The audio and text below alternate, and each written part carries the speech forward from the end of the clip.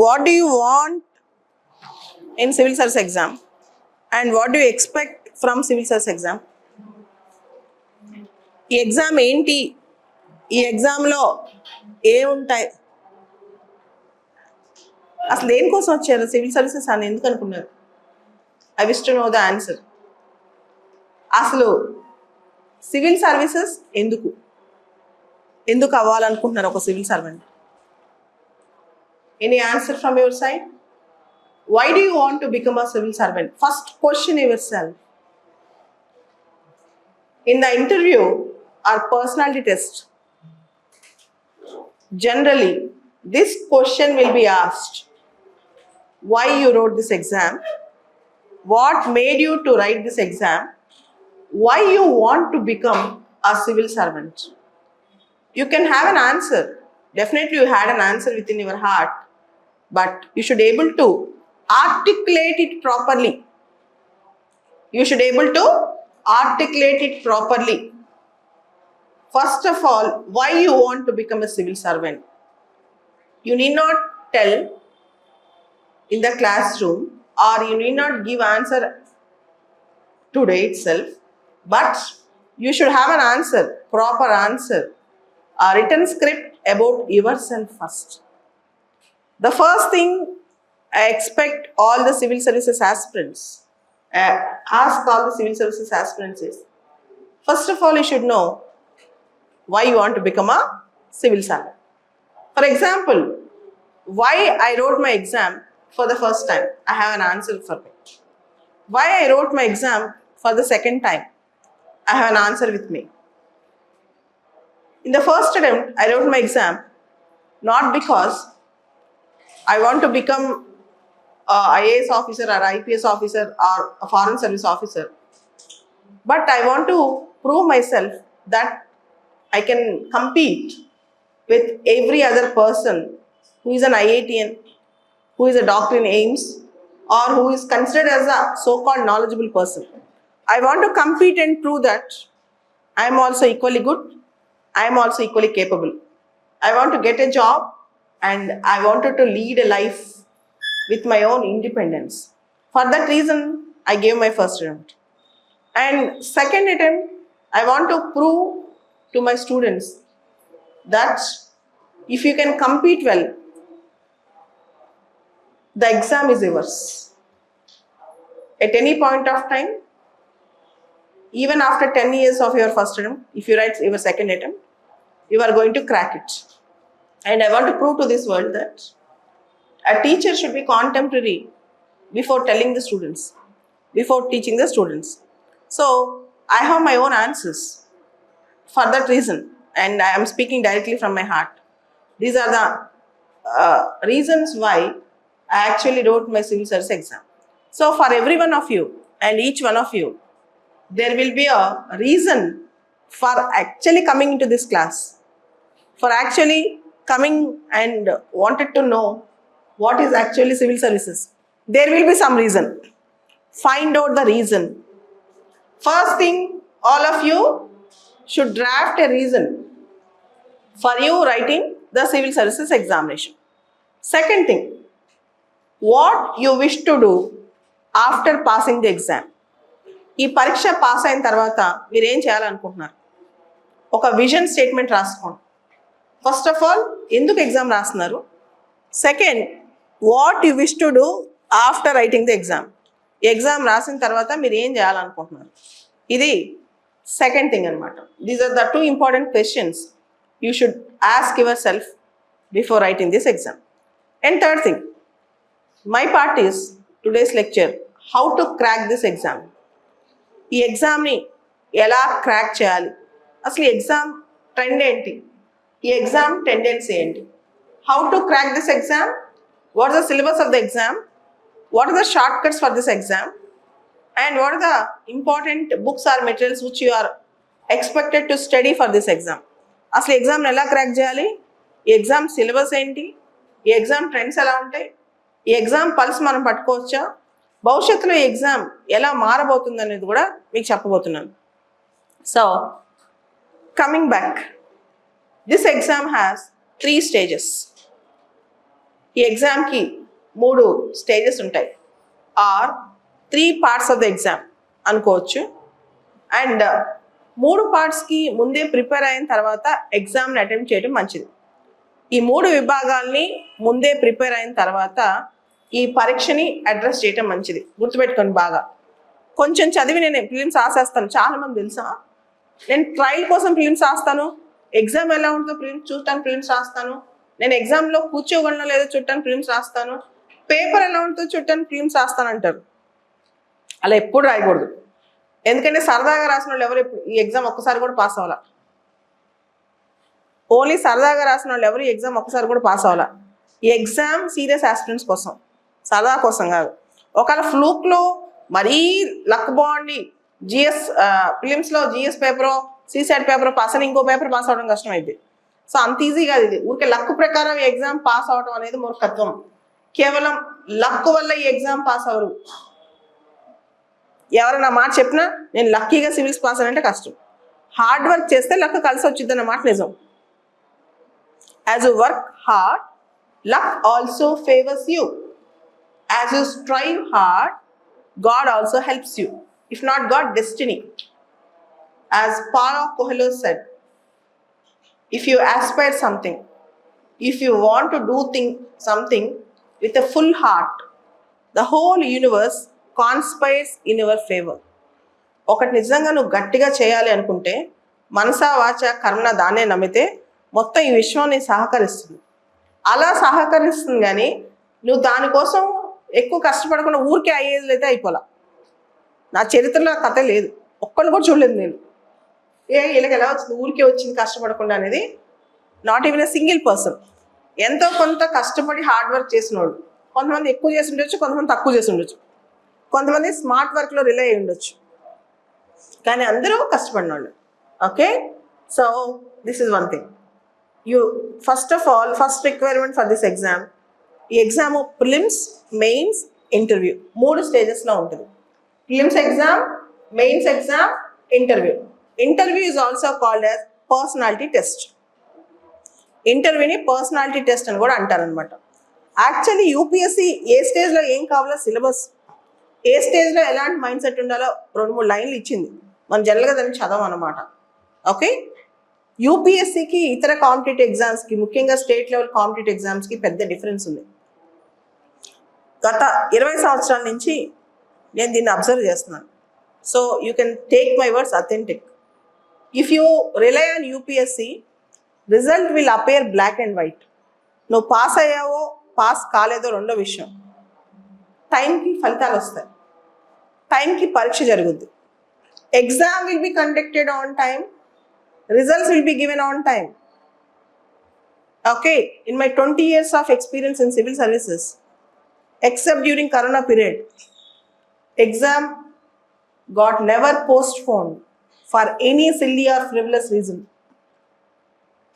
Court కేసులు UPSC court కేసులు అంతా ర్యాండమ్గా రిజల్ట్స్ ఆపేయడం అలాంటివి చేయదు. ఒకసారి జాట్ రిజర్వేషన్ విషయంలో ఒక చిన్న ఇష్యూ అయింది, అంతే తప్పితే ఇంకెక్కడ ఎప్పుడు ఇష్యూ కూడా కాలేదు నా ఎక్స్పీరియన్స్లో. 2014 రిజల్ట్స్ 2 నెలలు ఆగే, 2 months వెయిట్ చేయాల్సి వచ్చింది extra. That is the only thing. So ఇంత ట్రాన్స్పరెంట్గా, ఇంత వైబ్రెంట్గా ఉంటుంది ఎగ్జామ్. సో ఈ ఎగ్జామ్కి సిలబస్ ఏంటి, ఏం కావాలి? 3 parts of the exam, 3 stages of the exam అన్నా కదా. Each stage demands a separate set of mind set. Subject ఒకటే, సిలబస్ ఇంటిగ్రేట్ చేసి చదువుకోవచ్చు ప్రిలిమ్స్కి, మెయిన్స్కి, ఇంటర్వ్యూకి. కానీ ఒక్కొక్క స్టేజ్కి ఒక్కొక్క మైండ్ సెట్ కావాలి. ప్రిలిమ్స్కి multiple choice questions, objective questions ఎలా ట్యాకిల్ చేయాలో తెలియాలి. మెయిన్స్కి స్క్రిప్ట్ రాయటం ఎలానో తెలియాలి, డిస్క్రిప్టివ్ స్క్రిప్ట్ రాయటం ఎలా తెలియాలి. ఇంటర్వ్యూ లేదా పర్సనాలిటీ టెస్ట్కి మనం ఎక్స్ప్రెషన్ ఎలా ఇవ్వాలి, పబ్లిక్ స్పీకింగ్ ఎలా ఉంటుంది, బ్యాలెన్స్డ్గా ఎలా ఉండాలి, డెసిషన్ మేకింగ్ ఎలా ఉండాలి, ఒక సిచ్యువేషన్లో మనల్ని పెడతారు, ఆ సిచ్యువేషన్ మనం ఎలా డీల్ చేయాలి, ఇలాంటివి ఇంటర్వ్యూకి తెలియాలి. అంటే ప్రిలిమ్స్కి ఒక రకమైన మైండ్ సెట్, మెయిన్స్కి ఒక రకమైన మైండ్ సెట్, ఇంటర్వ్యూకి ఒక రకమైన మైండ్ సెట్. ఈ 3 స్టేజెస్లో ఐ కెన్ టెల్ యూ ఈ 3 స్టేజెస్లో I can tell you the content is same, the calibre required is same, but the approach should be different. ఫిలిమ్స్కి ఒక అప్రోచ్, మెయిన్స్కి ఒక అప్రోచ్, ఇంటర్వ్యూకి ఇంకొక అప్రోచ్ అనమాట. ఫిలిమ్స్కి ఒక అప్రోచ్, మెయిన్స్కి ఒక అప్రోచ్, ఇంటర్వ్యూకి ఇంకొక approach. So coming to prelims, ప్రిలిమ్స్కి ఎటువంటి అప్రోచ్ కావాలి, ప్రిలిమ్స్కి ఎటువంటి అప్రోచ్ కావాలి అది ఒకసారి చూద్దాం. For example, Yamuna river flood అయిపోతుంది, వరదలు వచ్చేస్తున్నాయి. నార్త్ ఇండియా ముఖ్యంగా ఢిల్లీలో ఇండియా గేట్ దగ్గర దాకా యమునా నదిలో వాటర్ వచ్చేసాయి. సో దానికి సంబంధించి drainage system in India, perineal reverse, peninsular reverse, perineal reverse, peninsular reverse. So మన డ్రైనేజ్ సిస్టమ్ ఎలా ఉంది, పెరినియల్ రివర్స్ అంటే ఏంటి, ఏ రివర్స్కి ఏ నదులకి ఏ ఉపనదులు ఉన్నాయి, ఇవి ఎక్కడ ప్రవహిస్తుంటాయి, ఈ నదులు ఎక్కడ ఒరిజినేట్ అవుతాయి, దీనికి సంబంధించిన కంప్లీట్ డీటెయిలింగ్ ఎక్స్పెక్ట్ చేస్తారు.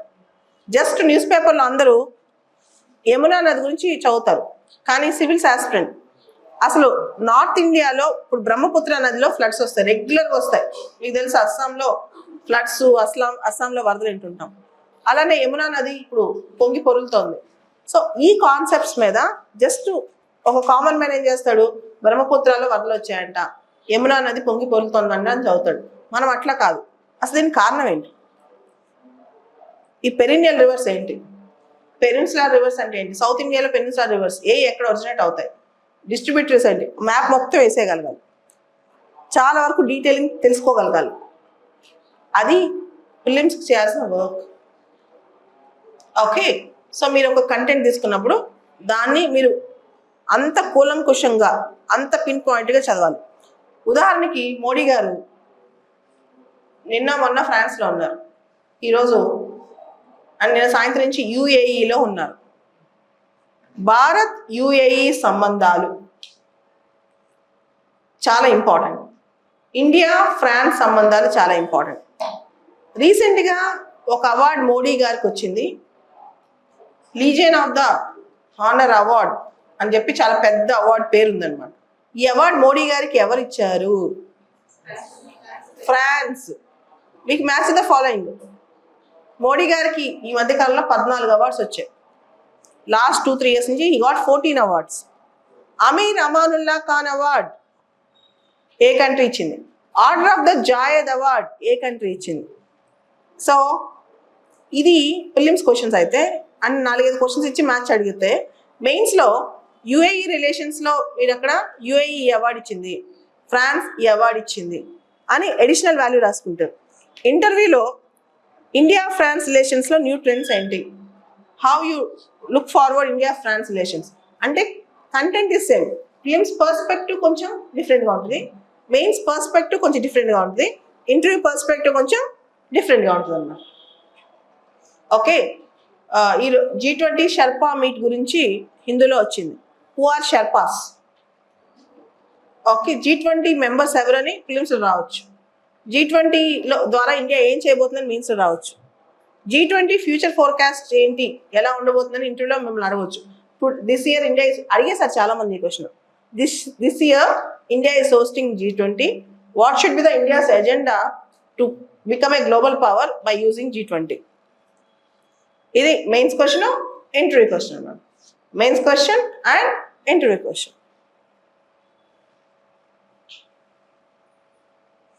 Okay, so prelims, mains, interview. Coming to prelims, what is the syllabus in prelims? Prelims exam have 2 compulsory papers. You need to attend both the papers. Prelims పరీక్షలో 2 compulsory papers ఉన్నాయి, ఆ 2 పేపర్స్ని మీరు attend అవ్వాల్సి వస్తుంది అనమాట. ఒకటి general studies, రెండోది CSAT, GS and రెండోది CSAT. సో మీకు తెలుసు GSలో 100 క్వశ్చన్స్ ఉంటాయి, GSలో 100 క్వశ్చన్స్ ఉంటాయి, అండ్ CSATలో 80 క్వశ్చన్స్ ఉంటాయి. GS, CSAT ఈ 2 కూడా నెగిటివ్ మార్కింగ్ ఉన్నాయి. నువ్వు పెట్టే ప్రతి రాంగ్ ఆన్సర్కి 1/3 కట్ అవుతుంది. వదిలేసి వస్తే నెగిటివ్ మార్కింగ్ ఉండదు. ఫర్ ఎగ్జాంపుల్ 31వ క్వశ్చన్ రాలేదు, 31st క్వశ్చన్ నీకు రాలేదు, వదిలేస్తే నెగిటివ్ మార్కింగ్ రాదు. తప్పు పెడితే నెగిటివ్ మార్క్ కట్ అవుద్ది. నెగిటివ్ మార్క్ అంటే ఆల్రెడీ స్కోర్ చేసిన దానిలో 1/3 మార్క్ ఒకటి కట్ అయిపోద్ది అనమాట. So you should be very careful while answering the questions, and you should be very careful while making a wild guess. You should be very careful while making a wild guess. ఒక wild guess చేసి ఆ wild గెస్లో ఫ్లూక్లో answer పెట్టేసి వద్దాం అంటే కష్టం, negative marking ఎగిరిపోతాం అనమాట. Okay, so you should be very careful. So negative marking తక్కువ పోవాలి అంటే ఏం చేయొచ్చు? Practice.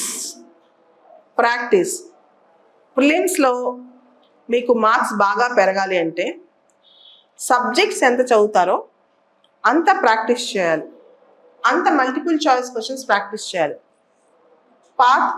UPSC last 30 years question papers తీయాలి. All last 30 years previous question papers in UPSC first దాన్ని మీరు హోల్డ్ చేసుకోవాలి. ఓకే, ఎవ్రీడే ఈ రోజు నుంచి యావరేజ్న 30 క్వశ్చన్స్ ప్రాక్టీస్ చేయండి. UPSC last 30 years question papers everyday do 30 questions starting from 2023 prelims. ఇప్పటి నుంచి బ్యాక్ వెళ్ళండి. మీరు 1993 నుంచి స్టార్ట్ చేయొద్దు. 2023 ప్రిలిమ్స్ పేపర్లో 30 questions చేయండి. రేపు క్వశ్చన్స్ చేయడం అంటే ఒకటి ఆన్సర్స్ చేయడం కాదు, లేదా ఆన్సర్స్ చూడటం కాదు. ఎవ్రీ క్వశ్చన్ మీద డీటెయిలింగ్ ఉండాలి. ఈ క్వశ్చన్ ఎక్కడి నుంచి వచ్చింది, ఈ క్వశ్చన్ మీద ఇన్డెప్త్ నాలెడ్జ్ సంపాదించాలన్నా, ఈ క్వశ్చన్ మనం డీప్గా అర్థం చేసుకోవడం ఎలా. ఓకే, ఫర్ ఎగ్జాంపుల్ 2023 ప్రిలిమ్స్లో డ్యూ ప్రాసెస్ ఆఫ్ లా అంటే ఏంటి అని క్వశ్చన్ వచ్చింది. డ్యూ ప్రాసెస్ ఆఫ్ లా అంటే ఏంటి అనే క్వశ్చన్ వచ్చింది అనుకో.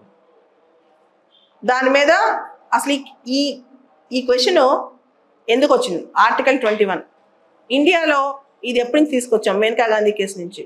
ఇది ఎవరి సిద్ధాంతం? అమెరికా వాళ్ళది. అసలు డ్యూ ప్రాసెస్ ఆఫ్ లా అంటే ఏంటి?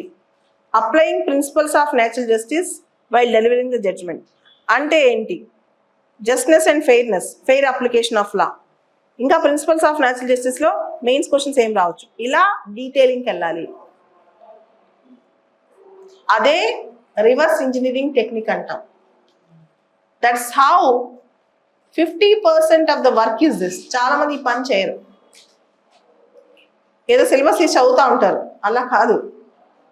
Old question papers, last 30 years old question papers తీసుకుని ఆ లాస్ట్ 30 years ఓల్డ్ క్వశ్చన్ పేపర్స్లో ఎవ్రీడే యావరేజ్న ఒక 30 క్వశ్చన్లు తీసుకుని ప్రతి క్వశ్చన్కి ఆన్సర్ని ఫైండ్ అవుట్ చేసి తెలుసుకోవాలి.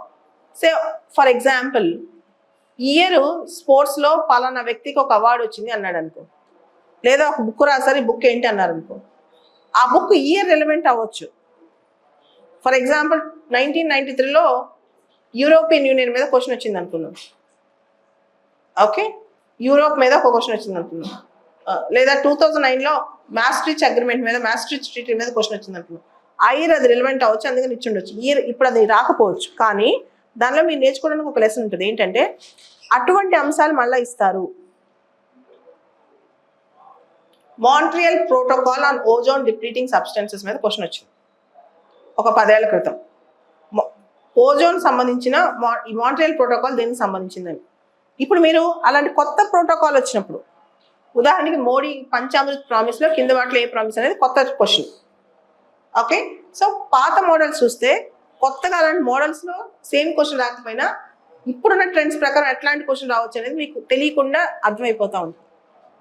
So last 30 years UPSC questions, everyday 30 questions is the basic trend. Okay, along with that, first of all you should know the syllabus of prelims. Prelims lo syllabus ento oksaరి chuddam. GS first, we are going to discuss about GS prelim syllabus. Current events of national and international importance. Current affairs, national and international importance. Okay, for example, Orissalo rail accident, current event of national importance. Modi ji launched Vande Bharat Express. What is Vande Bharat Express? Current event of national importance. Rahul Gandhi Lok Sabha MP seat was lost because he was convicted. This is a current event of national importance. Iran joined as a 9th member in SCO. Current event of international importance. Next year, Belarus wanted to join SCO. Current event of international importance. Finland is the 31st country in NATO. Sweden is going to be the 32nd, almost confirmed. Sweden is the 32nd country in NATO. Ukraine wanted to join in NATO. America offered NATO plus status to India, but India is rejecting it. These are the current events of international importance. This is the first part of our syllabus. Current affairs of national and international importance. I think you got it. Second, history of India and Indian national movement. History of India and Indian national movement. Ancient history, medieval history, modern history. For example, regular questions we can see from Indus Valley civilization, Buddhism, Jainism, and we can see from Mauryan period to Guptan period, all these things in ancient history. Medieval history, basically Delhi Sultanate and Mughals. Modern history and India's freedom struggle. You can see so many important things. India's freedom struggle or Indian national movement, along with the story, you should also read the events and personalities. For example, Vaikom Satyagraha is an event. Sardar Vallabhbhai Patel is a personality. Vaikom Satyagraha is an event. Sardar Vallabhbhai Patel is a personality. And next topic, India and world geography. Indian geography, world geography. Physical, social, economic geography of India and the world. Indian geography and world geography. Indian climate, Indian drainage system, India and minerals and resources. All these things you are going to read in India. World, how the entire universe was created, how the earth was formed, what is geomorphology, plate tectonics theory, continental drift theory, what is climatology, what is oceanography, all these things. You are going to read about the world, you are going to read about India. Physical, social, economic geography of India and the world. This is geography. Indian polity and governance. Constitution, political system and panchayat. Indian polity and governance. Indian polity, I'll give an example. Basic structure theory completed 50 years this year. In which case, the Supreme Court have given the doctrine of basic structure. Keshavananda Bharati versus State of Kerala. This is a prelims question, mains question. The basic structure theory is dynamic, not just static. Discuss. It's a mains question. Interview question. Do you support the basic structure theory? If you observe in Israel, there were reforms and the executive is trying to cull the judiciary, take away the powers of judiciary. But in India, we are observing judicial overreach. This is an interview question. Okay? So along with polity and governance, polity means complete constitution will study, political system of India. For example, if a party aims to get a national party status, what is the criteria to be fulfilled? For example, recently Aam Aadmi Party got national party status. Party system, panchayat institutions. 2-3 questions you can directly expect in prelims from Panchayat Raj, 73rd Amendment. Then public policy, rights issues. Public policy means what all the important decisions the governments have taken, schemes and programs.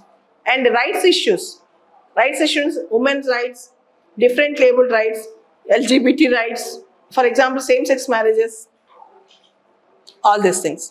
Next, economic and social development, sustainable development, poverty, inclusion, demographics, social sector initiatives. Sustainable development, in Telugu సుస్థిర అభివృద్ధి. Poverty, పేదరికం దాని అంచనాలు. Inclusion అంటే సమ్మిళిత అభివృద్ధి, అందరిని include చేస్తూ. Recently we have multi dimensional poverty index released by UNDP plus Oxford Poverty and Human Development Initiative. In multi-dimensional poverty index, in 15 years of span, 2005-6 నుంచి 2019-21, ఈ మధ్యలో ఉన్న 15 సంవత్సరాల్లో ఇండియా చాలా విషయాల్లో మెరుగుపడింది అని చెప్పి మల్టీ డైమెన్షనల్ పావర్టీ ఇండెక్స్ చెప్తుంది. సో ఇంక్లూజన్ ఎలా జరుగుతుంది, పావర్టీ ఎలా తగ్గుతుంది అనే దాని మీద ఫోకస్ అన్నమాట. డెమోగ్రఫిక్స్ అంటే సెన్సెస్ కానీ, జనం మైగ్రేషన్స్ ఎలా ఉన్నాయి, ఇవన్నీ డెమోగ్రఫిక్స్లోకి వస్తాయి. సోషల్ సెక్టర్ ఇనిషియేటివ్స్, చాలా పాలసీస్, నేషనల్ లెవెల్లో పాలసీస్, స్టేట్ లెవెల్లో ఉన్న ఇంపార్టెంట్ స్కీమ్స్ అండ్ పాలసీస్ ఇవన్నీ. తర్వాత general issues on environment, ecology and biodiversity. General issues on environment, ecology and biodiversity. Environment బాగా ట్రెండ్ అవుతుంది. ఎన్విరాన్మెంట్, ఎకాలజీ, బయోడైవర్సిటీ స్పెషల్గా చదువుకోవాలి. మీరు ఏ కాంపిటేటివ్ ఎగ్జామ్కి వెళ్ళినా ఇప్పుడు బాగా ఎక్కువ క్వశ్చన్స్ ఎన్విరాన్మెంట్ మీద వస్తున్నాయి అన్నమాట. ఓకే, అండ్ IUCN లిస్ట్లని, ఎన్విరాన్మెంట్లో బేసిక్గా ecology, biodiversity concepts, international efforts to protect the environment, air pollutions గురించి, వాటర్ పొల్యూషన్, నాయిస్ పొల్యూషన్, వీటన్నిటి గురించి ఇవన్నీ కూడా డీటెయిల్స్గా చదువుకోవాలి. తర్వాత general science basic 1 or 2 questions from physics, biology అవి వస్తాయి. Chemistry 1 or 2 questions. So this is what is GS paper 1. 100 questions, 200 marks, 2 hours of time. Okay, మేలో ఆఖరి సండే కానీ జూన్లో ఫస్ట్ సండే జనరల్గా ఉంటుంది ఎగ్జాము. సండే రోజు మార్నింగ్ 9:30 to 11:30 ఈ ప్రిలిమ్స్ ఎగ్జామ్ ఉంటుంది అన్నమాట GS. ఆఫ్టర్నూన్ 2:30 to 4:30 CSAT ఉంటుంది. దిస్ ఇస్ అ స్టోరీ అన్నమాట. తర్వాత CSAT, GS paper 2, CSAT civil services aptitude test. 80 క్వశ్చన్లు ఉంటాయి, 200 మార్కులు. దీనిలో కూడా నెగిటివ్ మార్కింగ్ ఉంటుంది. ఇది క్వాలిఫైయింగ్ పేపర్ మాత్రమే, కేవలం క్వాలిఫై అవుతే చాలన్నమాట. కానీ ఈ పేపర్లో ఈ సంవత్సరం చాలా మంది క్వాలిఫై కాలేకపోయారు.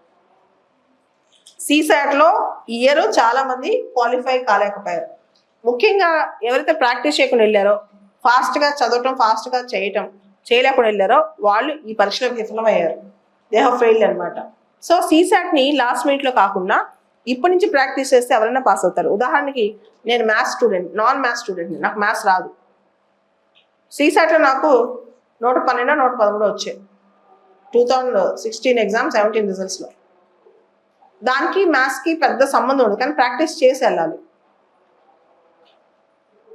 ప్రాక్టీస్ చేసి వెళ్తే క్వాలిఫై అవ్వడానికి, అంటే టిపికల్ మ్యాథ్స్ ప్రాబ్లమ్స్ కొంతమంది చేయలేకపోవచ్చు నాన్ మ్యాథ్స్, కానీ క్వాలిఫైయింగ్ పేపర్ కాబట్టి కొంచెం ప్రాక్టీస్ చేసి వెళ్తే ఉత్తమం నా ఉద్దేశం. సో దీనిలో కాంప్రిహెన్షన్స్ ఇచ్చి క్వశ్చన్స్ అడుగుతారు. Interpersonal skills including communication skills, English comprehensions ఇస్తారు. Logical reasoning and analytical ability, reasoning questions ఇస్తారు. Decision making and problem solving questions ఇస్తారు. కొన్ని జనరల్ మెంటల్ ఎబిలిటీ క్వశ్చన్స్ ఇస్తారు. బేసిక్ న్యూమరసీ క్వశ్చన్స్ ఇస్తారు.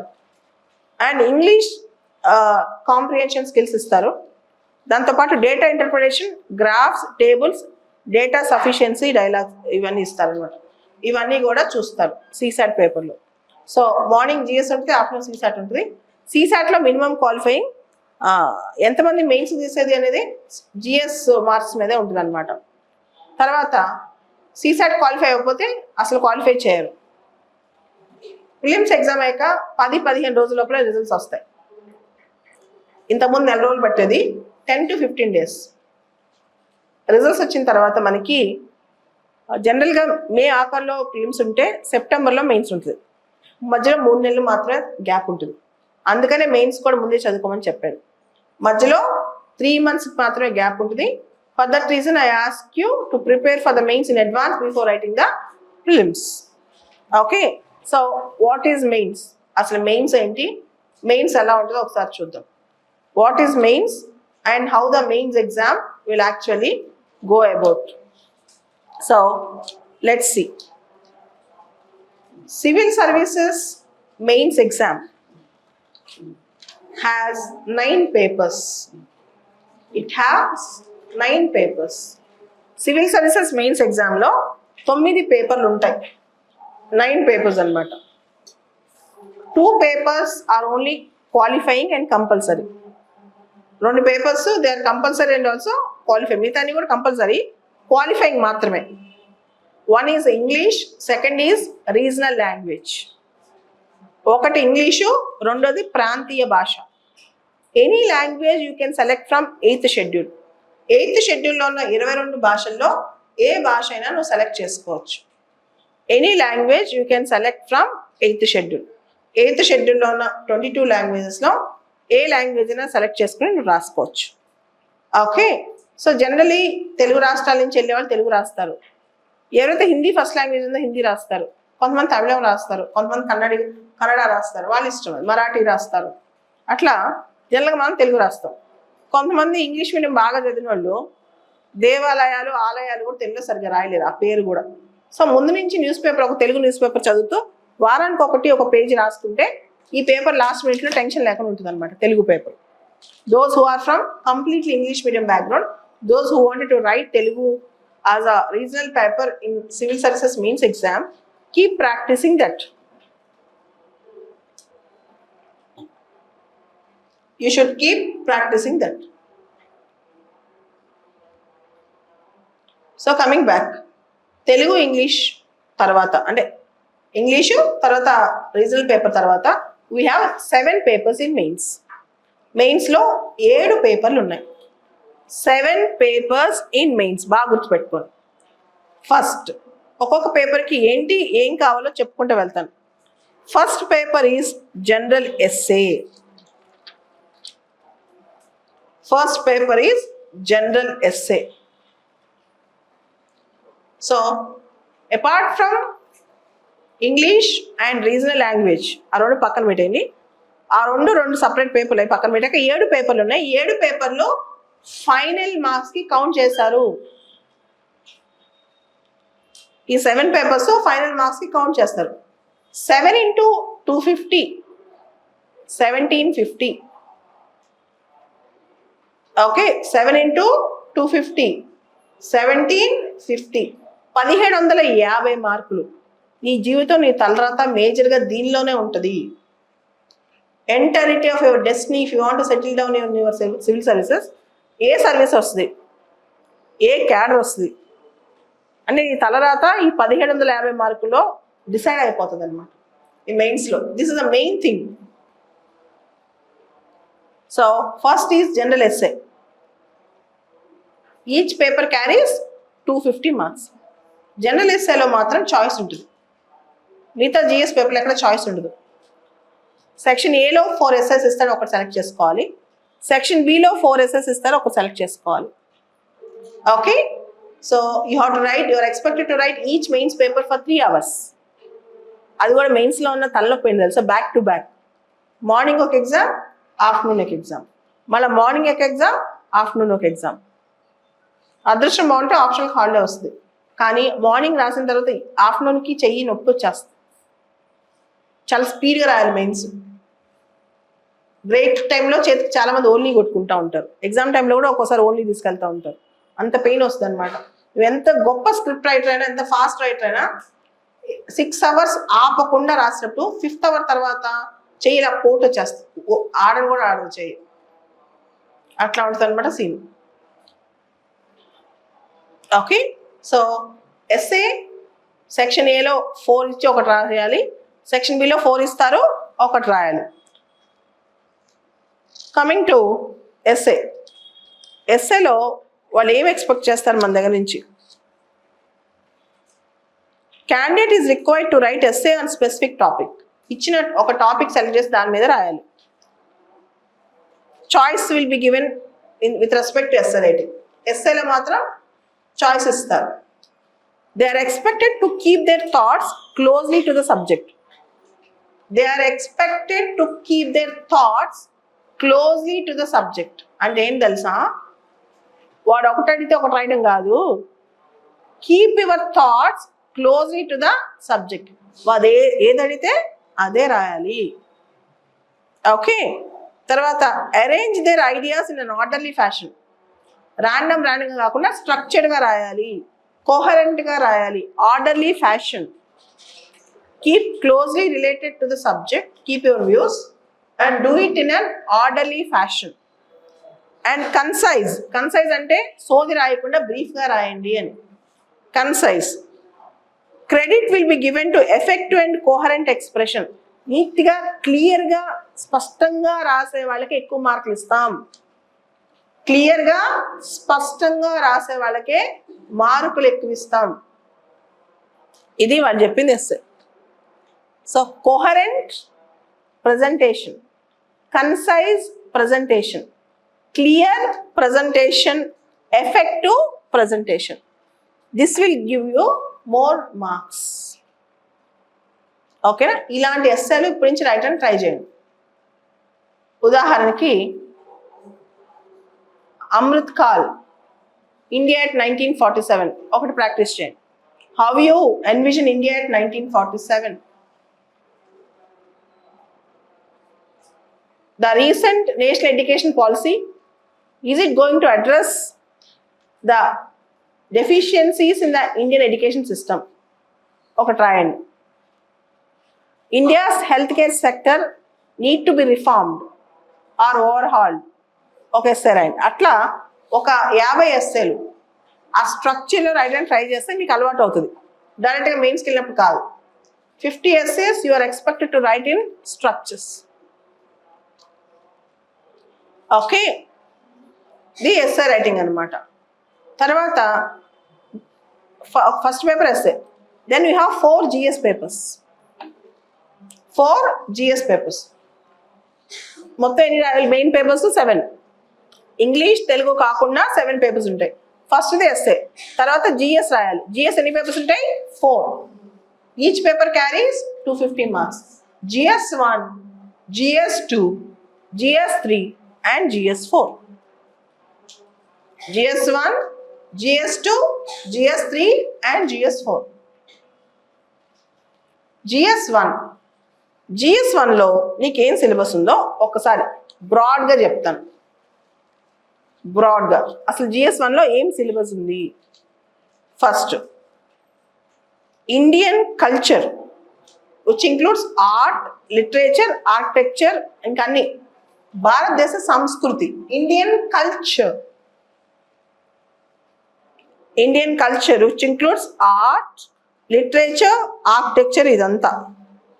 తర్వాత modern India, modern history of India which includes our freedom struggle, significant events, personalities, issues.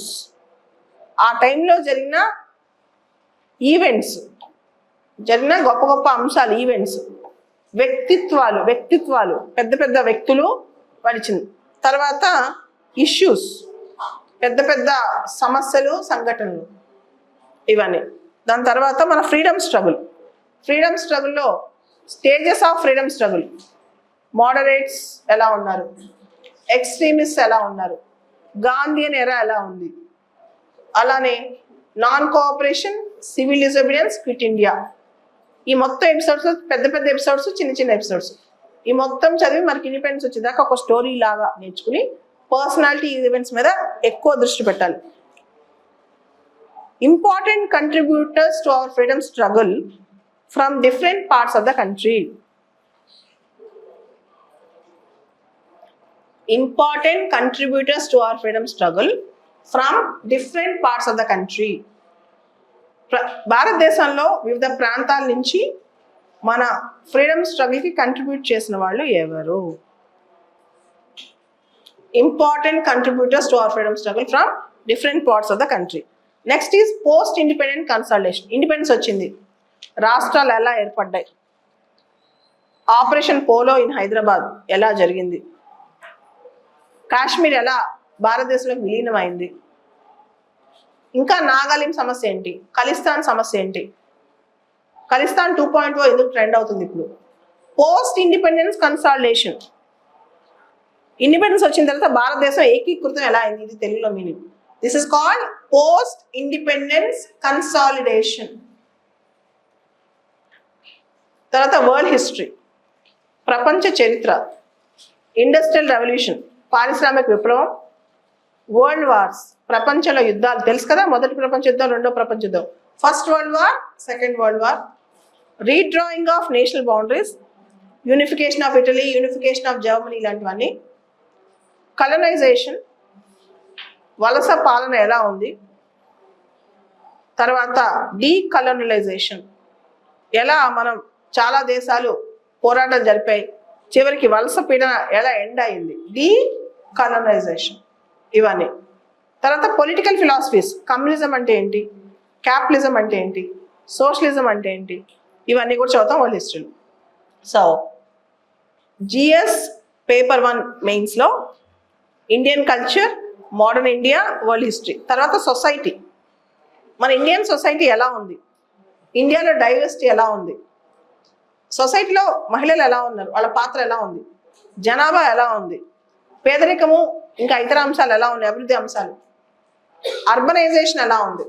So salient features of Indian society, diversity of India, role of women and women empowerment, women organisations, population and associated issues, developmental and poverty issues, urbanisation, పట్టణీకరణ, ఇదంతా మన సొసైటీలో చదువుతాం. దాంతోపాటు social empowerment, సామాజిక సాధికారత, social empowerment, communalism అంటే మతాల మధ్య పోరాటం, ఘర్షణ, మత సంఘర్షణ, కమ్యూనలిజం, రీజనలిజం, ప్రాంతీయవాదం, తెలంగాణ, ఆంధ్ర, ప్రాంతీయవాదం, Belagavi issue between Karnataka and Maharashtra, call ప్రాంతీయవాదం అనమాట. తర్వాత సెక్యులరిజం, సెక్యులరిజం అంటే ఏంటి, a country which don't have a religion of its own, అన్ని మతాలు సమానం అనమాట. తర్వాత వరల్డ్ జాగ్రఫీ, సో కల్చర్ చదువుతాం, మోడర్న్ ఇండియా చదువుతాం, సొసైటీ చదువుతాం, వరల్డ్ హిస్టరీ చదువుతాం, తర్వాత world geography. Salient features of world physical geography, ప్రపంచ వరల్డ్ ఫిజికల్ జాగ్రఫీ అంటే ఏం చెప్పాను, జియోమార్ఫాలజీ, క్లైమేటాలజీ, ఓషనోగ్రఫీ, అడవులు ఎలా ఉన్నాయి, ఫారెస్ట్ లా, ఇవి మొత్తం ఫిజికల్ జాగ్రఫీ కిందకి వస్తాయి అనమాట. ఓకే, వాల్కనోస్ ఎక్కడ ఉన్నాయి, అన్ని ఫిజికల్ జాగ్రఫీ కిందకి వస్తాయి. తర్వాత distribution of key natural resources, distribution of key natural resources across the world, distribution of key natural resources across the world including South Asia and Indian subcontinent. South ఏషియాలో, Indian subcontinent లో key natural resources గురించి discuss చేస్తాం.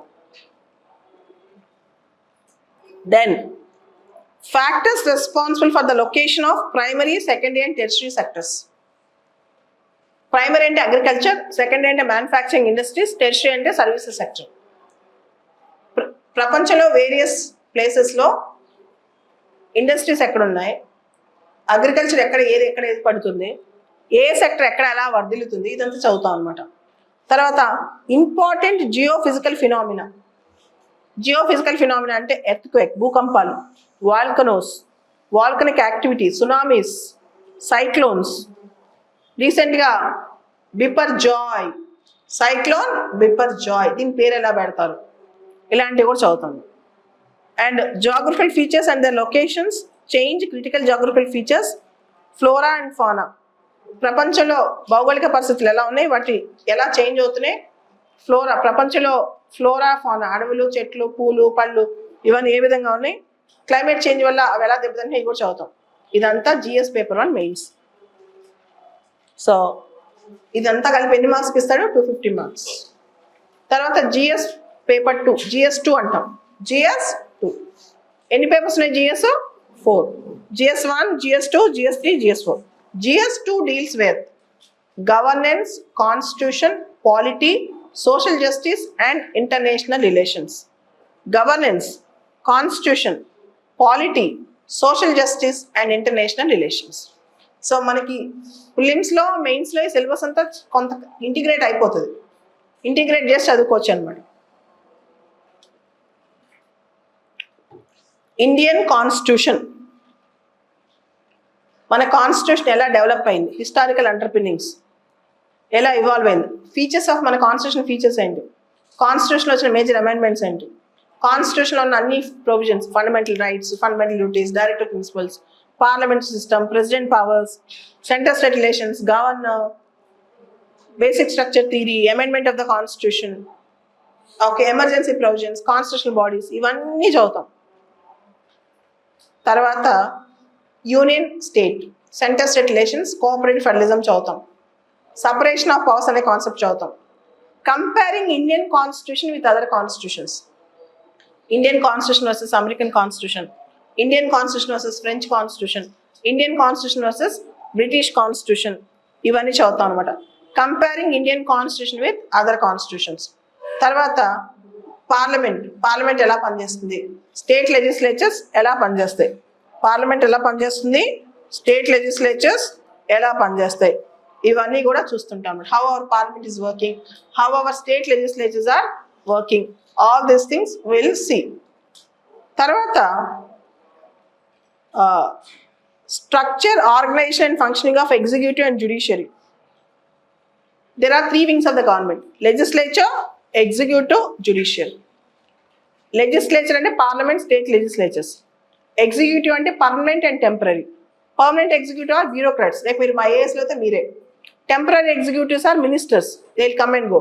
Departments ఎలా organise అవుతాయి, ministries ఎలా organise అవుతాయి, ఇదంతా executive.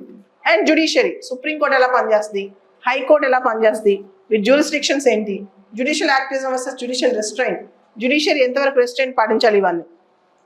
తర్వాత ఎలక్షన్స్ గురించి, salient features of representation of peoples act, ప్రజా ప్రతినిధుల చట్టం, రిప్రజెంటేషన్ ఆఫ్ పీపుల్స్ యాక్ట్, దీని గురించి చదువుతాం. And constitutional bodies, constitutional posts, ఇవన్నీ చదువుతాం. Constitutional bodies, statutory bodies, regulatory bodies, ఇవన్నీ డీటెయిలింగ్గా చదువుతాం అనమాట. తర్వాత government policies and government interventions for the development of various sections and various sectors మొత్తం. For example PM Mitra scheme లేదా పిఎం కిసాన్ స్కీమ్, ఇలా రకరకాల సెక్టర్స్, అగ్రికల్చర్ సెక్టర్ కావచ్చు, టెక్స్టైల్ సెక్టర్ కావచ్చు, ఇంకా రకరకాల సెక్టర్స్లో గవర్నమెంట్ ఇంటర్వెన్షన్స్ అని చదువుతాం.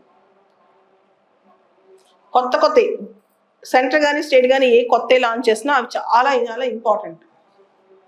100% మన ఎగ్జామ్కి ఇంపార్టెంట్ అనుకోవచ్చు. Okay, so state government flagship schemes, central government all important schemes ఇవన్నీ. For example vibrant village scheme చాలా ఇంపార్టెంట్ ఎగ్జామ్కి, వైబ్రెంట్ విలేజ్ స్కీమ్. తర్వాత developmental processes and development of industry. భారతదేశంలో ఎన్జిఓస్ ఎలా ఉన్నాయి, సెల్ఫ్ హెల్ప్ గ్రూప్స్ ఎలా ఉన్నాయి, వేరియస్ గ్రూప్స్ అసోసియేషన్స్ ఎలా పనిచేస్తాయి, various groups and associations, donors, charities, donors వీళ్ళందరూ ఎట్లా పనిచేస్తున్నారు, దీనికి సంబంధించిన అంశాలు. రకరకాల ఇన్స్టిట్యూషన్స్, రకరకాల స్టేక్ హోల్డర్స్, రకరకాల వ్యవస్థలు, రకరకాల స్టేక్ హోల్డర్స్ ఎలా పనిచేస్తాయి, all these things will study, various institutions and stakeholders. తర్వాత వెల్ఫేర్ స్కీమ్స్, వల్నరబుల్ సెక్షన్స్కి వెల్ఫేర్ స్కీమ్స్, ఇవన్నీ చూస్తాం. రకరకాల సంక్షేమ పథకాలు ఎలా గవర్నమెంట్ ఇస్తుంది. తర్వాత చట్టాలు, ఇన్స్టిట్యూషన్స్ ఇవన్నీ ఎలా ఉన్నాయి. ఫర్ ఎగ్జాంపుల్ ఎన్జిఓస్ మీద ఫారెన్ కంట్రిబ్యూషన్ రెగ్యులేషన్ యాక్ట్ ఏ విధంగా పనిచేస్తుంది, ఎన్జిఓస్ మీద FCRA. తర్వాత ఇండియాలో health sector, education sector, human resource, government interventions ఎలా ఉన్నాయి. For example Rajasthan government right to health is a legal right అని ఒక చట్టం తీసుకొచ్చింది. ఎడ్యుకేషన్ సంబంధించి mid day meal scheme programme తీసుకొచ్చింది దేశం మొత్తం. దాంతోపాటు బ్రేక్ఫాస్ట్ స్కీమ్ తమిళనాడు స్టేట్ తీసుకొచ్చింది, స్కూల్కి వెళ్ళే పిల్లలకి బ్రేక్ఫాస్ట్ స్కీమ్. ఇట్లా ప్రతిదీ చదువుతాం అన్నమాట. ఓకే, ఏ గవర్నమెంట్ ఎట్లాంటి స్కీమ్స్ తీసుకొస్తుంది, సెంట్రల్ గవర్నమెంట్ ఎట్లాంటి కొత్త స్కీమ్స్ తీసుకొస్తుందని. తర్వాత governance, transparency and accountability, what is good governance, what is e governance, what is citizen charter, what is right to information act, ఇవన్నీ చదువుతాం. ట్రాన్స్పరెన్సీ, అకౌంటబిలిటీ ఎలా వచ్చింది. తర్వాత role of civil services in democracy, ప్రజాస్వామ్యంలో civil services యొక్క పాత్ర, role of civil services in democracy. And then will read about IR, India and neighbourhood, India చుట్టుపక్కల దేశాలు, సార్క్ దేశాలు, India, Pakistan, Sri Lanka, Nepal, Bhutan, Bangladesh, Maldives, Afghanistan, India, China, India, America, India, Russia, India, France, ఇవన్నీ trends అనమాట. ఇప్పుడు India as a leader of G20, India WTO reforms, Indian diaspora. India had received highest remittances last year. It crossed more than $100 billion. విదేశీయాల్లో భారతీయుల సంపాదన భారతదేశానికి తిరిగి పంపించడంలో highest last year ఇండియాకి వచ్చినాయి. $100 billion cross అయింది. దీని మీద కూడా క్వశ్చన్ రావచ్చు. And international institutions and India, అంటే important international institutions, how India is working about them. And more important Indian diaspora. Indian diaspora అంటే ప్రవాస భారతీయులు భారతదేశానికి. India has the largest diaspora in the world. ప్రపంచంలో అన్ని దేశాల్లో వాళ్ళు విదేశాలలో ఉండేదానికన్నా ఇండియాలో ఎక్కువ, ఇండియా వాళ్ళు బయట దేశాలు ఎక్కువ ఉన్నారు. వాళ్ళందరినీ కలిపితే సపరేట్ దేశం అవుతారు. దాదాపు 2.5-3 కోట్ల మంది బయట ఉన్నారు Indians. Okay, so this is how. This is GS2. So GS1 is culture, history, world history, society, తర్వాత geography and world geography, world history ఇవన్నీ. GS2 polity, governance, IR international relation, social justice. GS3 is economic development. బేసిక్గా ఏముంటుందంటే దానిలో economic development, science and technology, disaster management, security issues. Economic development, science and technology, disaster management, security issues. So ఒక్కొక్క దానిలో ఏమేమి ఉంటుందో ఒక్కొక్కసారి చూద్దాం. GS3లో economic development, Indian economy and issues relating to planning, mobilisation, growth, development, employment. Planning, mobilisation, growth, development, employment. Okay, planning, mobilisation, growth, development, employment. Next inclusive growth. Growth అందరికి అందుతుందా? Government interventions ఉన్నాయా? Top 1% of Indians own 22% of India's wealth. Top 1% of Indians own 22% of, control 22% of India's wealth. గుర్తుపెట్టుకోండి. తర్వాత government budgeting, మొత్తం government budgeting అంశాలు. ఇండియాలో major crops, cropping patterns in various parts of the country. Major crops, cropping patterns in various parts of the country. తర్వాత different types of irrigation, రకరకాల irrigation వ్యవస్థలు, different types of irrigation. Irrigation system, storage, transport, marketing, agriculture produce and related issues, అంటే supply chain issues. For example ఈ mega food park schemes ఇవన్నీ కూడా దీనిలోకి వస్తాయి. And ఇస్తున్నారు కదా ఫుడ్ పార్క్స్లో చాలా ఇన్సెంటివ్స్ ఇస్తున్నారు, అవన్నీ కూడా దీనిలో చదువుకుంటాం. Storage facilities, cold storage facilities, supply chain issues, back end and front end connectivity, all these things will study. E-technology to the aid of the farmers. Farmers ki digital technology ఎలా ఉపయోగపడుతుంది? E-technology to aid the farmers. Farmers కి టెక్నాలజీని ఎలా తీసుకెళ్ళాలి, ముఖ్యంగా digital technology, అది కూడా important topic అన్నమాట. తర్వాత issues related to direct and indirect farm subsidies, వ్యవసాయ subsidies. Issues related to direct and indirect farm subsidies and MSP, minimum support price. Farm subsidies చాలా ఇంపార్టెంట్. MSP ఎవరు డిసైడ్ చేస్తారు, ఎలా subsidies ఇస్తారు, food corporation of India functions ఏంటి. India for example open మార్కెట్లో రీసెంట్గా FCI కొన్ని గవర్నమెంట్ ఆఫ్ ఇండియా రూల్స్ మార్చింది. స్టేట్స్కి మేము అమ్మమని చెప్పి. కర్ణాటక ఒక స్కీమ్ బాగా ట్రెండ్ అవుతుంది. ఏంటో స్కీమ్ అన్నభాగ్య. అన్నభాగ్య స్కీమ్లో వస్తున్న కష్టాలు ఏంటి, హిందూ కూడా రాశారు కదా అన్నభాగ్య ఇష్యూస్, చాలా ఇంపార్టెంట్. అట్లాంటి కనెక్ట్ చేసి చదువుకోవాలన్నమాట. తర్వాత technology machines, economics of Animal rearing. Technology machines, రకరకాల మిషన్స్, టెక్నాలజీ మిషన్స్ ఎలా తీసుకొచ్చాయి. ఇండియాలో ఎనిమల్ హస్బెండరీ వ్యవస్థ ఎలా ఉంది, ఉదాహరణకి క్యాటిల్ జీనోమిక్స్ ప్రోగ్రామ్ కానీ, తర్వాత ప్రధాన మంత్రి మత్స్య సంపద యోజన, మత్స్య సంపద యోజన, ఇలా చాలా. ఏదైనా ఫిషరీస్ గురించి, క్యాటిల్ గురించి, గవర్నమెంట్ ఆఫ్ ఇండియా డైరీ గురించి ఏ కొత్త ప్రాజెక్ట్ తీసుకొచ్చినా రాసుకోవచ్చు దీనిలో. తర్వాత ఫుడ్ ప్రాసెసింగ్. ఫుడ్ ప్రాసెసింగ్ చాలా trending topic, food processing system. తర్వాత ఫుడ్ ప్రాసెసింగ్లో upstream and downstream requirements, supply chain management. Food processing ఇండియాలో చాలా ఫుడ్, ఇప్పుడు టమాటాస్ ఉన్నాయి, టమాటాస్ రోడ్డు మీద పడేసిన రోజులు ఉన్నాయి, టమాటాస్ 100 రూపీస్ 150 రూపీస్ కొనుక్కునే రోజులు ఉన్నాయి. అదే టమాటాస్ని ప్యూరీగా తయారు చేసుకుని ఎంత ఉపయోగం. మ్యాంగోస్ ఉన్నాయి, కొంతమంది రైతులు మ్యాంగోస్కి వచ్చే డబ్బులు లేక రోడ్డు మీద పడేస్తున్నారు అనమాట. సో అటువంటి సిచ్యువేషన్లో ఇప్పుడు ఈరోజు పేపర్లో అక్కడ చదివాను, ప్రాన్స్ ఉన్నాయా డెడ్ చీప్ అయిపోయినాయి అంట, చవక. యాక్చువల్లీ ప్రాన్స్ మనం కనుక ప్రాసెసింగ్ బాగా చేసి ఎక్స్పోర్ట్స్ బెటర్గా చేయగలిగితే ఇంకా ఎక్కువ లాభాలు వచ్చే అవకాశం ఉంది. సడన్ గా ప్రాన్స్ కాస్ట్ పడిపోయింది అనమాట. ఫుడ్ ప్రాసెసింగ్ అంటే అదే, ఇండియాలో ప్రాసెస్ ఫుడ్ చాలా తక్కువ, బయట కంట్రీలు చాలా ఎక్కువ అనమాట. ఆ ఫుడ్ ప్రాసెసింగ్ ఇండస్ట్రీని డెవలప్ చేస్తే మన ఇండస్ట్రియల్ డెవలప్మెంట్ ఉంటుంది, మన ఫుడ్ వేస్టేజ్ అవ్వదు, తర్వాత సెల్ఫ్ సఫిషియన్సీ మనకు ఉంటుంది, బయట వాళ్ళకుంటే ఎంప్లాయ్మెంట్ జనరేట్ అవుతుంది. సో ఫుడ్ ప్రాసెసింగ్ అనేది trending topic in mains, food processing industries. తర్వాత ల్యాండ్ రిఫార్మ్స్, ఇండియాలో భూ సంస్కరణలు. మీకు తెలుసు కదా, ఇండియాలో land reforms are not successful. Land reforms అంటే size on land holding, land redistribution, benami transactions, ఇవన్నీ కూడా ల్యాండ్ రిఫార్మ్స్ కిందే వస్తాయి.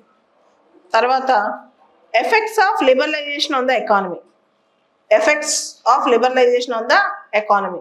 మన ఎకానమీలో ఎల్పిజి 1991లో మనం ఎల్పిజి చేసాం కదా, దాని యొక్క ఎఫెక్ట్స్ ఎలా ఉన్నాయి, effects of liberalisation on the economy అనమాట. తర్వాత ఇన్ఫ్రాస్ట్రక్చర్, మీకు తెలుసు పోర్ట్స్, రోడ్స్, రైల్వేస్, ట్రాన్స్పోర్ట్, తర్వాత waterways and physical infrastructure అంతా. Social infrastructure, health, education. Government of India ఒక పెద్ద ప్రోగ్రామ్, నేషనల్ ఇన్ఫ్రాస్ట్రక్చర్ పైప్లైన్, ప్రధానమంత్రి Gati Shakti Yojana, Gati Shakti Abhiyan, star mark for this year and next year.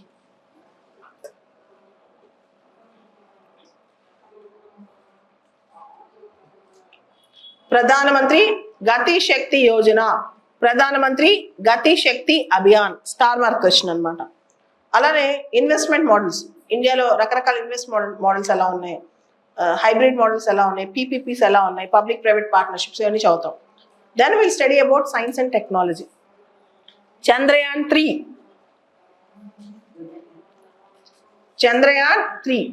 నిన్న ఒక కరెంట్ అఫైర్స్ చెప్పాలంటే చంద్రయాన్ 3.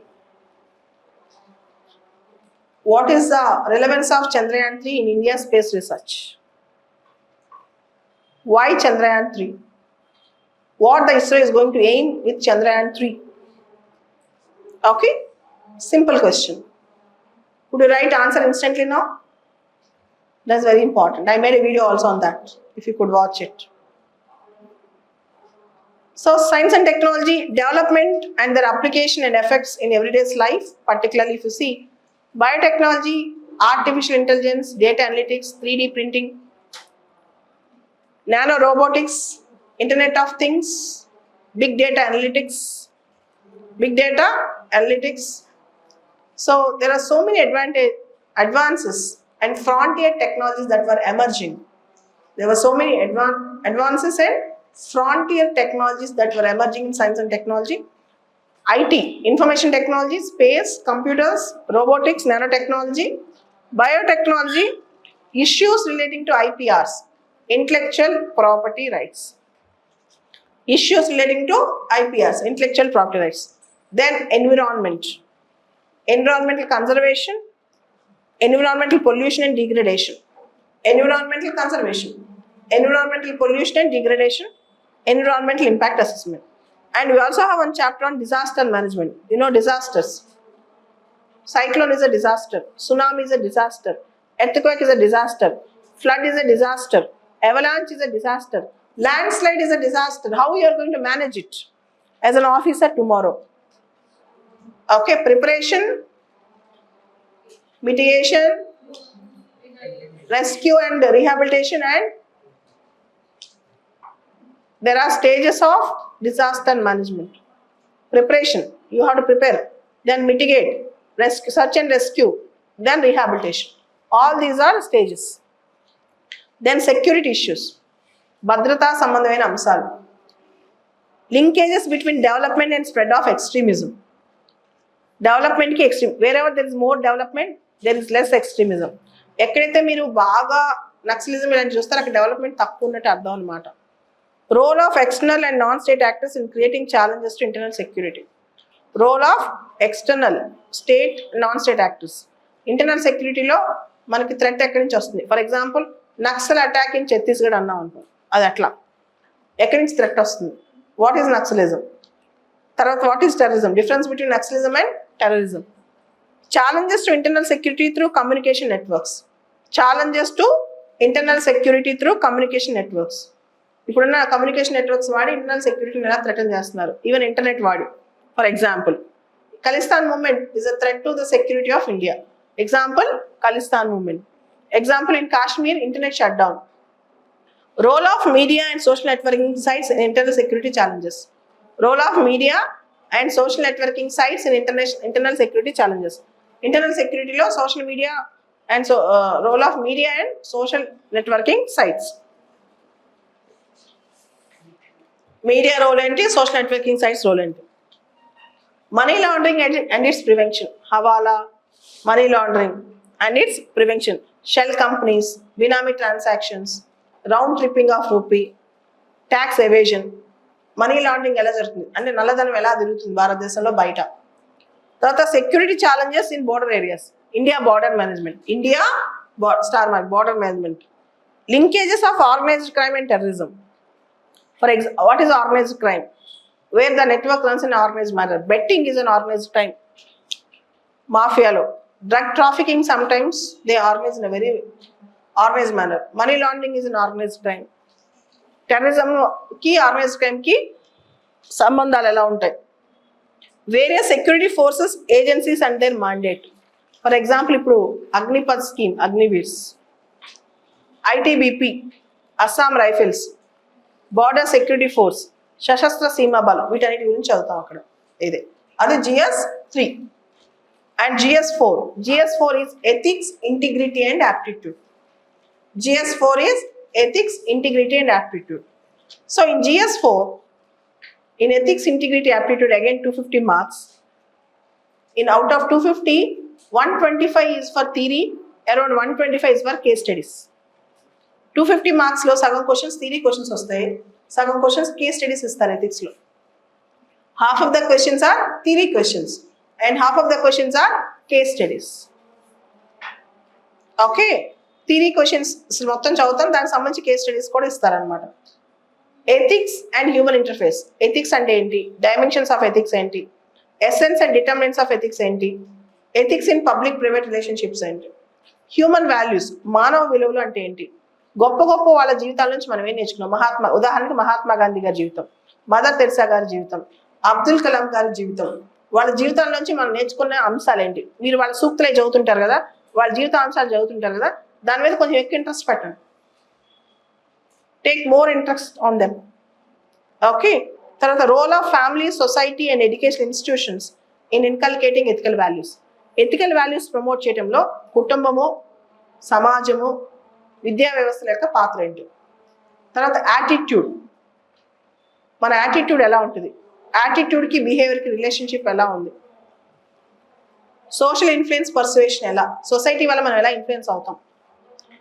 పొలిటికల్ యాటిట్యూడ్స్ ఎలా ఉన్నాయి? మోరల్ యాటిట్యూడ్స్ ఎలా ఉన్నాయి? ఇవన్నీ యాటిట్యూడ్లో చదువుతాం అనమాట. తర్వాత ఎమోషనల్ యాప్టిట్యూడ్ అనే టాపిక్ చదువుతాం. యాప్టిట్యూడ్, సివిల్ సర్వీసెస్ పట్ల నీకు దృక్పథం ఎలా ఉంది? ఉదాహరణకి ఇంటిగ్రిటీ, అంకిత భావం ఉందా?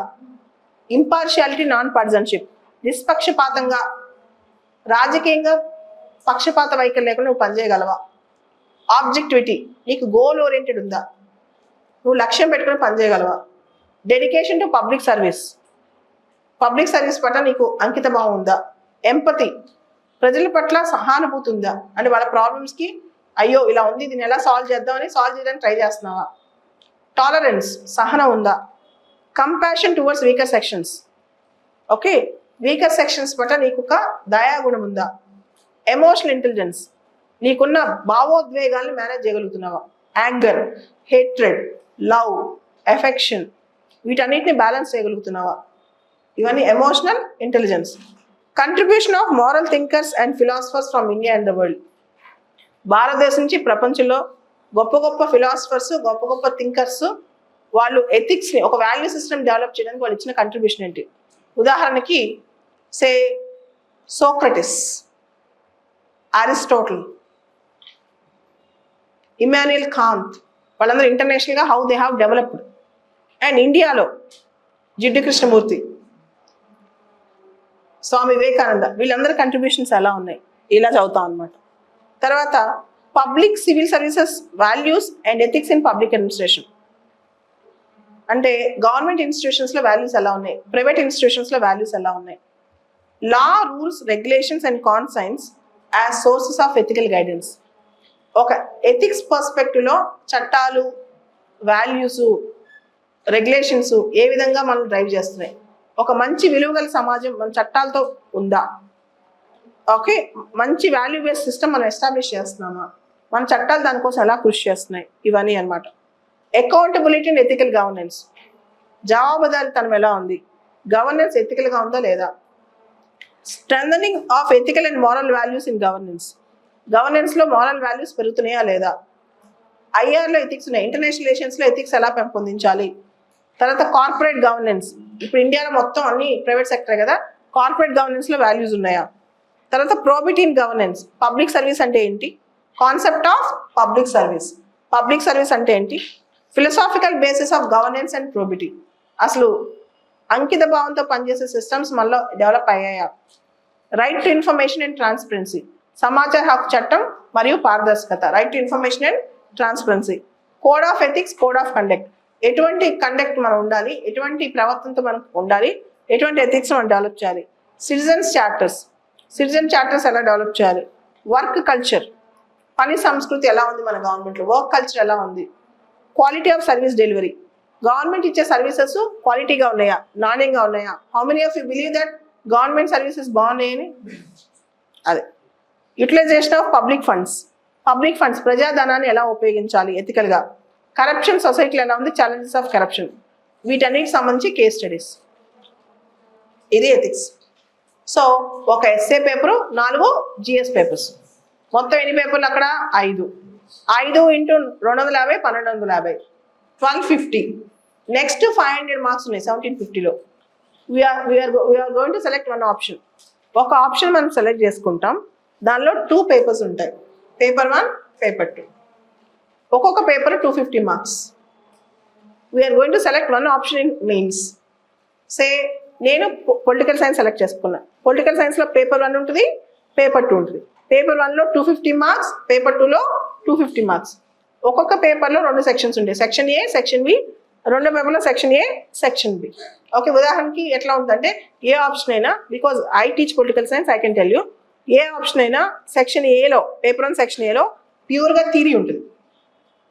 అది మీ ఏ సోషల్ సైన్స్ ఆప్షన్ తీసుకున్నా సరే, పేపర్ 1 సెక్షన్ ఏలో ప్యూర్గా థియరీ ఉంటుంది. ఫర్ ఎగ్జాంపుల్ పొలిటికల్ సైన్స్లో political theory, political thought, political ideology. Paper 1 section B political science, IGP, Indian government and politics. Indian government and politics అంటే ఆల్మోస్ట్ మన పాలిటీ పేపర్ జిఎస్టీ ఉంది కదా, దానికి కొంచెం ఎక్స్టెన్షన్ ఉంటుంది. తర్వాత పేపర్ 2లో political science paper 2 part A, comparative politics and international relations.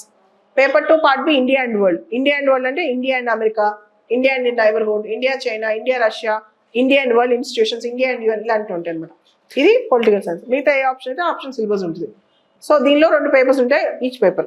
So total 7 papers, 1 essay, 4 GS, 2 optional papers. 1 option, 2 papers. So total 7 papers, 250, each 250 marks, 1750. ఎవరైతే దీనిలో వాళ్ళ కేటగిరీలో మంచి స్కోర్స్ వస్తాయో, సో ప్రిలిమ్స్ నుంచి మెయిన్స్కి 1:12, 1:13 పిలుస్తారు. అంటే ప్రతి పోస్ట్కి around 13 people will write mains. And ఇంటర్వ్యూకి 1:2.5 పిలుస్తారు. ఫర్ ఎగ్జాంపుల్ 1000 పోస్ట్ ఉంటే 2400, 2500 మంది ఇంటర్వ్యూకి పిలుస్తారు, వాళ్ళ కేటగిరీని బట్టి అని బట్టి. So interview is for 275 marks. Interview is conducted for half an hour, around 25-30 minutes ఉంటుంది. దాన్నే మనం పర్సనాలిటీ టెస్ట్ అంటాం అనమాట. ఈ పర్సనాలిటీ టెస్ట్ అన్న ఇంటర్వ్యూ అన్న ఒకటే. ఇంటర్వ్యూలో మార్క్స్ 275కి హైయెస్ట్ 206, 207 హైయెస్ట్, లోయెస్ట్ 120, 110 కూడా వచ్చాయి. యావరేజ్ 150, 160 చాలా మందికి వస్తాయి అనమాట. సో ఆ ఇంటర్వ్యూస్లో కూడా పాస్ అయిన తర్వాత then you will get the final results. అదే మీరు చూసే ర్యాంక్లు. ఆ ర్యాంక్ని బట్టి, మీ కేటగిరీని బట్టి మీ సర్వీసు, మీ card. For example general category అనుకోండి, సో 100 లోపే మీకు ఐఏఎస్లు అయిపోతాయి. ఎస్సీ కేటగిరీ అనుకోండి 400, 450 దాకా వస్తాయి. ఎస్టీ కేటగిరీలో ఉంటాయి 600 దాకా ఐఏఎస్లు వస్తాయి. అట్లా కేటగిరీని బట్టి ఉంటాయి ఐఏఎస్లు, ఐపీఎస్లు రావటం. Okay, so this is what is the civil service exam pattern. తర్వాత books. Basic reading is NCERT books. Basic, ఇంకా నేను బేసిక్ చదవాలంటే ఎన్సీఆర్టీ బుక్స్ తర్వాత you have to read. NCERT books తర్వాత you have to read some standard books. For example polity అనుకోండి, అందరు లక్ష్మీకాంత్ చదువుతారు. ఇప్పుడు బియాండ్ లక్ష్మీకాంత్, డిడి పసు, సుభాష్ కాశ్యప్ బుక్స్ చదవాలి. ఎకానమీ అనుకోండి, రమేష్ సింగ్ బుక్స్ చదవాలి. తర్వాత ancient medieval history, Tamil Nadu school text books. Ancient medieval NCERT books, Tamil Nadu school text books. So modern India, Bipin Chandra, India struggle for freedom. Modern India, Bipin Chandra, India struggle for freedom. తర్వాత art and culture, NCERT books, Nitin Singhania book కూడా ఒకటి ఉంటుంది.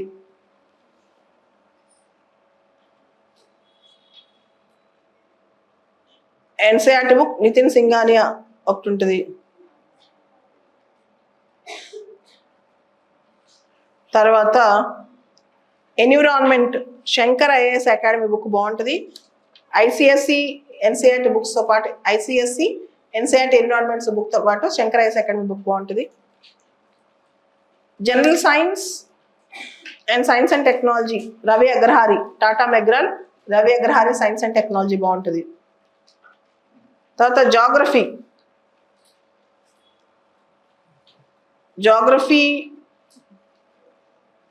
Certificate physical and human geography, Goh Cheng Leong, GC Leong. Geography GC Leong ఒకటి, NCERT geography ఒకటి. NCERT geography books అని చదవాలి, GC Leong చదవాలి. Time ఉంటే జాగ్రఫీ మాజిద్ హుస్సేన్ చదవండి, మాజిద్ హుస్సేన్. ఓకే. తర్వాత కరెంట్ అఫైర్స్కి news paper reading is compulsory. ఖచ్చితంగా హిందూ పేపర్ చదవాల్సిందే. Current affairs Hindu, Times of India, Indian Express. ఒక 1 year ఫుల్గా చదివిన తర్వాత అటెంప్ట్ చేయండి.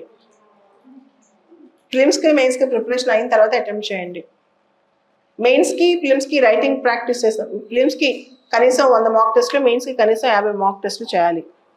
మెయిన్స్ రైటింగ్ ప్రాక్టీస్ ఇప్పటి నుంచే చేయాలి, ఎగ్జామ్ ముందు కాదు. సో ఇలా ప్రాక్టీస్ చేశాక 1 year తరోగా చదివాక రోజుకి యావరేజ్గా 10 గంటలు, 1 సంవత్సరం పాటు, then attempt for the exam. This is the strategy for civil services examination. Okay. Any other doubts you have? I allow 3 doubts. కరెక్ట్గా 3 doubts అడగండి. I allow only 3 doubts.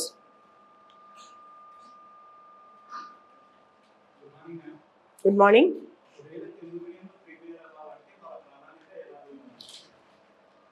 Telugu మీడియంకి, ఇంగ్లీష్ మీడియంకి సివిల్ సర్వీసెస్ ప్రిపరేషన్లో కాన్సెప్ట్స్లో తేడా లేదు. కాకపోతే ఇంగ్లీష్ మీడియంలో దొరికిన బుక్స్ తెలుగు మీడియంలో దొరకవు. వాళ్ళు సొంతంగా న్యూస్ పేపర్స్ చూసుకొని రాసుకోవాలి. రెండోది, అందరికి అర్థమయ్యేలాగా నేనున్నాను అనుకోండి, రోజు 1-2 టాపిక్స్ వీడియోస్ పెడతా. నువ్వు చంద్రయాన్ 3 వీడియో చూడు, దానిలో పాయింట్స్, చిన్న చిన్న పాయింట్స్ కూడా తెలుగులో ఎక్స్ప్లెయిన్ చేశాను నేను, తెలుగు మీడియం స్టూడెంట్స్ కోసం. అట్లాంటివి కొంత నోట్స్ రాసుకుని మీరు యాడెడ్ వాల్యూ చేసుకోవాలి. థర్డ్ థింగ్, ఇంటర్వ్యూ కూడా తెలుగులో చేయాలి అనుకుంటే మీరు కొంచెం ఇంగ్లీష్ మాటలు నేర్చుకోవాలి. క్వశ్చన్ పేపర్స్ తెలుగులో ఉండవు, ఇంగ్లీష్లో ఉంటాయి. క్వశ్చన్ పేపర్ అర్థం చేసుకునేంత తెలుగు మీడియం వాళ్ళకి CSAT ఎక్కువ ఎంఫసైజ్ చేయాలి. కనీసం ఇంగ్లీష్ పరిజ్ఞానం ఉంటేనే తెలుగు మీడియం కూడా అటెంప్ట్ చేయండి. ఇంగ్లీష్ పరిజ్ఞానం కొంచెం పెంచుకోవాలి. ఓకే. Next question.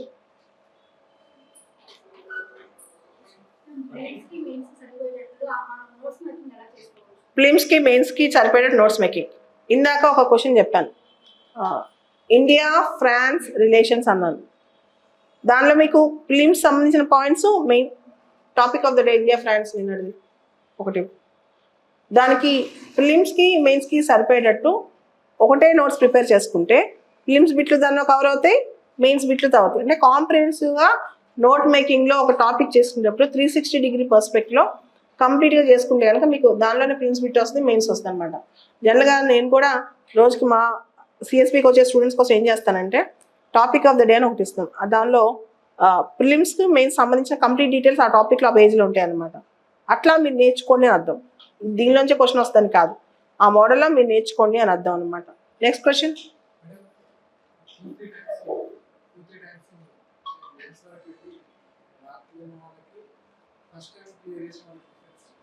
మెయిన్స్కి వెళ్ళి రాపోయిన వాళ్ళకి ఫస్ట్ టైం క్లియర్ చేసిన వాళ్ళ డిఫరెన్స్ ఏంటంటే క్వశ్చన్ ఉంటుంది కదా, మెయిన్స్లో ఏదో రాయాలని వెళ్తారు, కాదు 10th క్లాస్ స్టూడెంట్ ఎలా ఆన్సర్ రాయాలో అలా అని రాయాలి. క్వశ్చన్ ఎగ్జాక్ట్గా అడ్రస్ చేస్తే చాలు, క్వశ్చన్ ఏమంటే అదే రాస్తే చాలు. ఫర్ ఎగ్జాంపుల్ చంద్రయాన్ 3లో చంద్రయాన్ 3 ద్వారా ఇస్రో ఏం చేయాలనుకుంది అనే దాని మీద ఇస్రో ఏం చేయాలనుకుని రాస్తే చాలు. చంద్రయాన్ 3 ఎప్పటి నుంచో మనం ప్రయత్నం చేసాం, చంద్రయాన్ 1, చంద్రయాన్ 2, చంద్రయాన్ 3 డిఫరెన్స్లు అవి కాదు, చంద్రయాన్ 3 ద్వారా ఏం చేయాలనుకుందో ఎగ్జాక్ట్గా అదే ఆన్సర్ చేయాలి. చాలా మందికి ఎగ్జాక్ట్గా ఎక్కడ ఆన్సర్ చేయాలని తెలియదు, చెత్తంతా ఎక్కువ రాస్తారు. ఇప్పుడు కూడా రోజుకి దాదాపు వారానికి నేను 100-200 మెయిన్స్ పేపర్లు కరెక్ట్ చేస్తాను. దానిలో అవసరమైన మాట తక్కువ ఉంటుంది, అనవసరం సోది ఎక్కువ ఉంటుంది అనమాట. అందుకే మార్క్స్ పోతాయని నేను అనుకుంటాను. నెక్స్ట్ క్వశ్చన్, వర్కింగ్ ప్రొఫెషనల్స్కి టైం తక్కువ ఉంటుంది. సో వాళ్ళు ఉన్న టైంని జాగ్రత్తగా ప్లాన్ చేసుకుని స్మార్ట్ ప్రిపరేషన్ చేసుకుంటే మంచిది. అంటే ఓన్లీ ఇంపార్టెంట్ థింగ్స్ చదువుకుని ఎగ్జాక్ట్గా ఎక్కడ ఏ ఏరియా నుంచి క్వశ్చన్స్ ఎక్కువ వస్తున్నాయి మ్యాపింగ్ చేసుకోవాలి. ప్రీవియస్ క్వశ్చన్ పేపర్స్ ఇస్తుంది, వాటి మీద ఎక్కువ ఫోకస్ చేయాలి. కానీ on and average non working కంటే వర్కింగ్ వాళ్ళకి ఒక సంవత్సరం టైం ఎక్కువ పడుతుంది. But try to do more mapping, short cuts, mind maps, flow charts, diagrams వేసుకుని అందరూ 8 గంటలు అయితే ఎంత కష్టపడతారు, మీరు 4 గంటలు అంత ఫాస్ట్గా అంత గ్రాఫ్ చేయడానికి ట్రై చేయాలి. దానికి షార్ట్ కట్స్, మెమొరీ టెక్నిక్స్ వాడుకోవాలి. మీకు లంచ్ టైంలో, బ్రేక్ఫాస్ట్ టైంలో ఎక్కడ బ్రేక్ దొరికినా ఆ మెమొరీ టెక్నిక్స్ని మీరు రాసుకున్న నోట్స్ని రివిజన్ చేసుకుంటూ ఉండాలి. అప్పుడు మీకు ఫాస్ట్గా అయిపోతుంది. సో అందరికంటే మీరు స్మార్ట్ ప్రిపరేషన్ ఎక్కువ చేయాలని అంట. దాంతోపాటు షార్ట్ కట్స్, మైండ్ మ్యాప్స్, చిన్న చిన్న టిప్స్ పెట్టుకుని రోజు జాబ్కి వెళ్ళేటప్పుడు ఆ 10 pages నోట్స్, ఈరోజు చేసుకున్న నోట్స్ ఉందనుకో 10 pages తీసుకెళ్ళి మీ బ్రేక్ టైంలో జస్ట్ రివిజన్ చేసుకుంటుండండి, మైండ్లో రివిజన్ చేసుకుంటుండండి. అట్లా ఒక 6 సంవత్సరం చేస్తే మీరు అందరితో పాటు కూర్చుని ఖాళీగా కూర్చుని చదివిన వాళ్ళతో పాటు ఈక్వల్గా మీరు కంప్లీట్ అవ్వగలరు.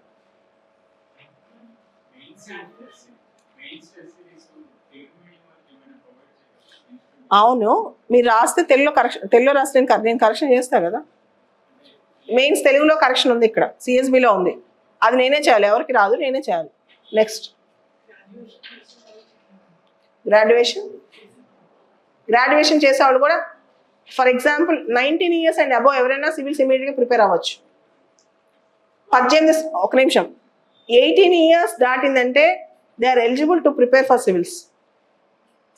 నేను ఉగ్గుపాలతో సివిల్స్, 7వ తరగతి సివిల్స్ కాన్సెప్ట్ నమ్మను, కానీ మీకు కొంత మెచ్యూరిటీ వచ్చిన తర్వాత 18 సంవత్సరాల నుంచి కూడా సివిల్స్ ప్రిపేర్ అవ్వడానికి మీకు అర్హత ఉంది. కాకపోతే ఇంటిగ్రేటెడ్ అనే కాన్సెప్ట్ కూడా నమ్మను, డిగ్రీతో పాటు కూర్చొని సివిల్స్ చదవలేదు కాదు. Civils is a preparation where మిమ్మల్ని కట్టేసి కూర్చోబెట్టి ఒక చోట చదివించే ప్రిపరేషన్ కాదు. ఇట్స్ లైక్ ఫ్రీ ప్రిపరేషన్ ఉండాలని నేను నమ్ముతాను. కానీ 18 years and above you can prepare for civils. Next question,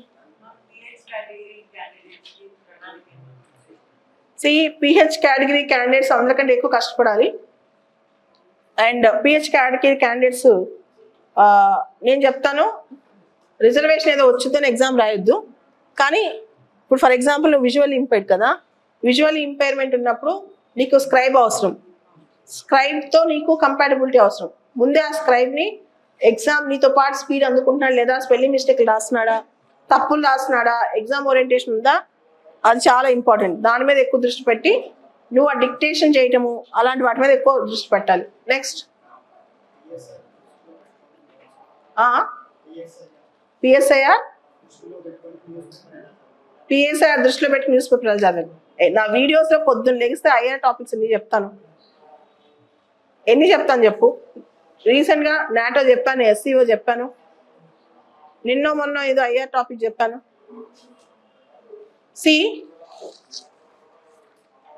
like topic of the day.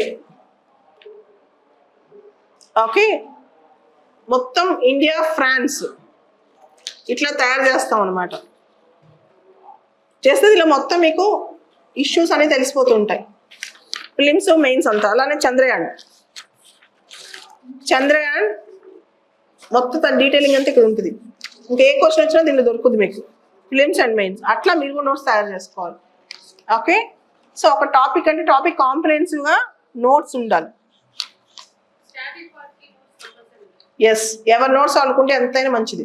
అది ఎంత చిన్న నోట్స్ అయినా పర్లేదు, 100 pages నోట్స్ అయినా పర్లేదు. ఇప్పుడు పాలిటిక్ నీ ఓన్ నోట్స్ 100 pages ఉన్నా నీకు ఆ కాన్ఫిడెన్స్ వేరు ఉంటుంది. కంపల్సరీ తయారు చేసుకోండి. Prepare your own notes. వీలైనంత అన్ని సబ్జెక్ట్స్ చేయమని చెప్పను, అట్లీస్ట్ 4-5 సబ్జెక్ట్స్కి prepare your own notes.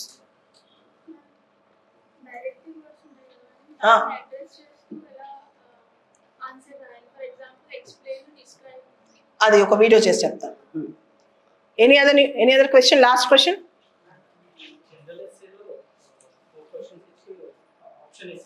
General ఎస్ఏలో చాయిస్ ఇస్తారు.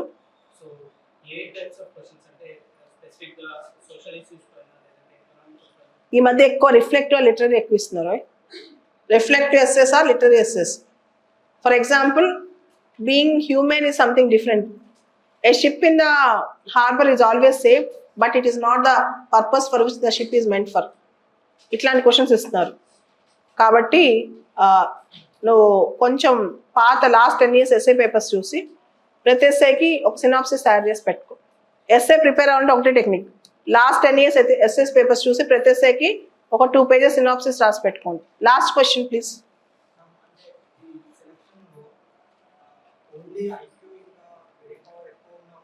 ఐక్యూ, నాకు ఐక్యూ బ్రెయిన్ పవర్ లేదు. లిజన్ చెప్తున్నా, నా హార్డ్ వర్కింగ్ ఎక్కువ ఉంది. నాకు ఐక్యూ కానీ సో మచ్ ఆఫ్ నాలెడ్జ్ కానీ నేను నమ్మను. నేను యావరేజ్ బ్రెయిన్ పవర్ ఉంది. Average brain power plus hard work. నేను హార్డ్ వర్క్ అందుకని ఎక్కువ స్మార్ట్ వర్క్ అనుకుంటాను. I work for even today morning 6 నుంచి ఆల్మోస్ట్ నైట్ వరకు పనిచేస్తుంటాను, 11-12 వరకు. బ్రేక్స్ కూడా చాలా తక్కువ ఉంటాయి. నేను సివిల్స్లో సక్సెస్ కారణం ఇప్పుడు కూడా నేను ఈ రోజు కూడా నేను ఇండియా ఫ్రాన్స్ అని చదువుతాను. నేను సిఎస్బిఎస్ అకాడమీ రన్ చేస్తాను. నేను అనుకుంటే వీడియో చెప్పడానికి, టాపిక్స్ చేయడానికి నేను ఎంప్లాయ్ చేసుకోగలను. అర్థమైందా? వీడియో చెప్పడానికి ఎవరైనా పెట్టించగలను. కానీ నేను చదివి నేనెందుకు చెప్తాను? నాకు చంద్రయాన్ 3లో ఫీచర్స్ కొత్తే కదా. చంద్రయాన్ 2 నాకు తెలిసినంత మాత్రం 3 కొంచెం ఈజీ అవుద్ది, కానీ 3 మళ్ళీ నేను చదవాల్సిందే. But still why do I do that? ఈ ఎగ్జామ్కి ఏంటంటే కాంటెంపరీగా ఉండాలి, అంటే హార్డ్ వర్క్ చేయాలి, కొత్తవి నేర్చుకోవాలి. అప్పుడే ఈ ఎగ్జామ్లో మనం రిలవెంట్గా ఉంటాం. అట్లా లేకపోతే ఎగ్జామ్లో మనం అవుట్ అవుతాం. అది నీకైనా నాకైనా equally fact. So I work hard, I believe in hard work. నువ్వు హార్డ్ వర్క్ చేస్తే ఇయర్ కాకపోతే నెక్స్ట్ ఇయర్ సక్సెస్ అవుతావు. ఐక్యూ నమ్ముకుంటే సక్సెస్ కష్టం. IQ I don't believe. నేను చాలా మంది చూసాను కదా, ఇన్ఫాక్ట్ ఐక్యూ తక్కువ ఉన్న వాళ్ళు సివిల్స్లోకి వస్తారని నమ్ముతాను. ఐక్యూ తక్కువ ఉంటే సివిల్స్లోకి వచ్చారని నాకు అనిపిస్తుంది చాలా మందిని చూస్తే. ఐక్యూ ఎక్కువ ఉన్న సివిల్స్లో ఉండరు. ఏ స్టార్ట్అప్ పెట్టి లేకపోతే పెద్ద సీఈఓ అయిపోతారు. సుందర్ పిచ్చాయి, సత్యానాథన్ లాగా మన దగ్గర మిగల రాళ్ళు. ఓకే, సో మన నాలాగా ఐక్యూ తక్కువ ఉన్న వాళ్ళు ఇక్కడ ఉంటారు. Then will stop it here. Thank you.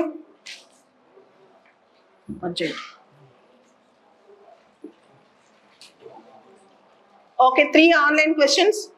Read it out. I'm allowing 3 online questions, please. How to manage college study and UPSC parallel. 4 hours of time. Read.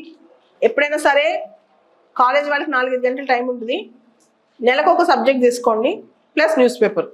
Monthly 1 subject, say history or geography or modern India, ఏదైనా ఒక subject తీసుకుని newspaper చేసి notes చేసుకోండి. College వాళ్ళు కూడా note making చాలా important. ఊరికే పైన చదివేసాం కాదు. You read small 6th class NCERT చదివినా సరే నోట్స్ చేసుకోండి. First question. Next. Only for history old NCERTs. కేవలం హిస్టరీకి మాత్రం ఓల్డ్ NCERTs, మిగతావని new NCERTs. Next. Yes, NCERTs చదువుతూ నోట్స్ చేసుకోవడం కంపల్సరీ. ఓన్లీ అండర్లైనింగ్ కాదు, ఖచ్చితంగా మీ ఓన్ నోట్స్. కొంచెమైనా చిన్న క్రిస్పీ నోట్స్ అయినా చిన్నది మీకు ఉండాలి. You should have your own notes. Improve writing skills. Read Hindu articles, letters to the editor. Hindu paper editorial పేజ్లో, రకరకాల పేపర్స్ ఎడిటోరియల్ పేజ్లో లెటర్స్ టు ద ఎడిటర్ ఉంటుంది. ఆ లెటర్లో 100 words, 150 wordsలో, 100 and 150 wordsలో వాళ్ళు అనుకున్న విషయాన్ని స్పష్టంగా రాస్తారు. దానిలో ఉన్న వర్డ్స్ కానీ దానిలో ఉన్న సెంటెన్సెస్ కానీ అర్థం చేసుకోవడానికి ట్రై చేయండి. 1 year కనుక అలా చేస్తే ఆన్సర్ రైటింగ్ స్కిల్స్ బాగా పెరుగుతాయి. అదే లెటర్ని మీరు రిపీటెడ్గా రాస్తూ ఉండండి. వాళ్ళు రాసిందే మీ ఎక్స్ప్రెషన్ రాస్తూ ఉండండి అనమాట. అట్లా ఒక 100-150 letters రాయండి. Will get more and more answer writing skills, better answer writing skills. So రకరకాల న్యూస్ పేపర్స్లో లెటర్స్ టు ద ఎడిటర్ అనే కాన్సెప్ట్ తీసుకుని కాంటెంపరీ ఇష్యూస్ మీద ప్రజల అభిప్రాయాలు ఎలా రాస్తున్నారు, ఎంత బ్రీఫ్గా రాస్తున్నారు, వాళ్ళ అభిప్రాయం ఎంత స్పష్టంగా రాస్తున్నారు, ఎంత చిన్న స్పేస్లో అది ప్రింట్ అవుతుంది. అదే ఆన్సర్ మనం రాస్తే 150 words వస్తుంది. దాన్ని మీరు ఓన్ రైటింగ్తో ప్రాక్టీస్ చేయండి. అలా 100-150 లెటర్స్ని ప్రాక్టీస్ చేయండి. మీ ఆన్సర్ రైటింగ్లో 30-40% ఇంప్రూవ్మెంట్ వస్తుంది.